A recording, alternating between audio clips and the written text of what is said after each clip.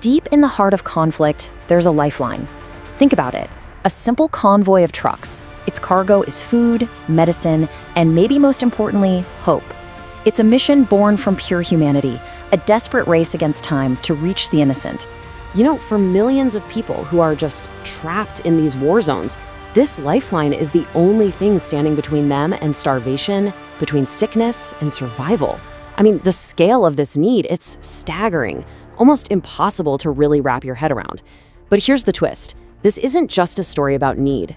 No, this is a story about what happens when that very lifeline, that symbol of hope, becomes a weapon, a bargaining chip, and a target, right in the crosshairs of modern war. So let's really get into this, as tough as it is. We're looking at a totally new kind of battlefield today. It's a place where the fight for survival, it's not just about dodging bullets anymore. It's about navigating this world where the aid itself, well, it's become part of the fight.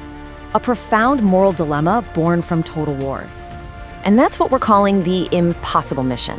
It's this reality where, getting a single bag of flour to someone isn't just a simple act of kindness anymore. No way. It's a move in a geopolitical chess game, played out in an arena where the rules of war have been systematically shattered. So the first, and maybe the most obvious challenge for this lifeline, is purely physical. It's this brutal gauntlet of overt, violent obstacles designed specifically to stop aid in its tracks. A real trial by blockades and bombs. And the most devastating tactic? It's often the simplest one. Starve them out.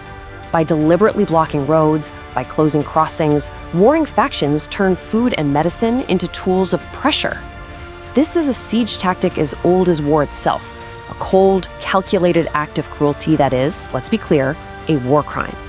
Okay, look at this. This is where you see the huge gap between what's on paper and what's actually happening. On one side, you've got a list of official crossing points, lifelines in theory. But then you look at the reality on the ground. Closed, restricted, attacked. Each one of those lines, that's a choked off artery of hope. And it's not just the roads being targeted. The people driving those trucks, the doctors working in those clinics, they are increasingly in the line of fire. These people, they're supposed to be protected under international law. But just look at this chart. The trend is terrifying. The message couldn't be clearer. Absolutely no one is safe. But that physical gauntlet, that's only half the story. The next battle isn't fought with bombs. It's fought with binders. Welcome to the war by paperwork, waged behind these invisible walls of bureaucracy. This is incredible. It really shows the insane journey. See, a food parcel isn't just traveling over land. It has to get through all these layers of red tape. Every single step you see here, the permit applications, the endless inspections, it's a potential choke point, a deliberate delay meant to just wear people down and control everything. So here's the really crucial point, this unbelievable contrast. International law is crystal clear. It guarantees unimpeded access for humanitarian aid. It's a cornerstone of our shared humanity. But what's happening on the ground? It's a total mockery of that promise, a system of political manipulation that turns help into a hurdle. And that, right there, brings us to the highest level of this whole conflict, the international stage. This is where aid organizations, global powers, they have to walk this incredibly dangerous tightrope. Because aid, it isn't just aid anymore. It's a bargaining chip in a very high-stakes game. And this is the global dilemma. Think about it. Do you send in aid and risk making a brutal regime look legitimate? Do you negotiate with non-state actors and risk your supplies getting diverted? Every single choice is a compromise, a gut-wrenching moral calculation where you're weighing the immediate need to stop suffering against what might happen down the road politically. So, when you're faced with bombs and blockades and all this bureaucracy, these impossible moral choices, why? Why does the lifeline keep moving forward? Why does this mission endure? Well, the answer is somehow both simple and incredibly profound. It's the imperative of our shared humanity.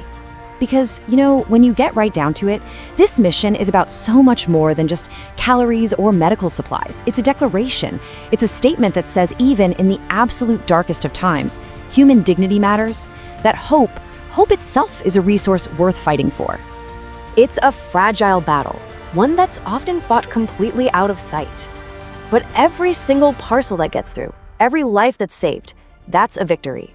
It's like a single candle lit against this overwhelming darkness. It's a glimmer of hope. And all of this leaves us with one final, unavoidable question. In a world like this, where lifelines are the targets and compassion is so complicated, what are we, all of us, willing to pay to protect that glimmer?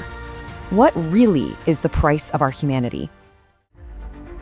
At Geotectonics, our mission is to uncover these profound tectonic shifts, offering clarity in a world of complexity. If this analysis deepened your understanding, please like this video to support our work, share it with others who seek real insight, and subscribe to Geotectonics to ensure you never miss our next deep dive. We'll continue to explore the crucial geopolitical movements that define our time. Thank you for joining us.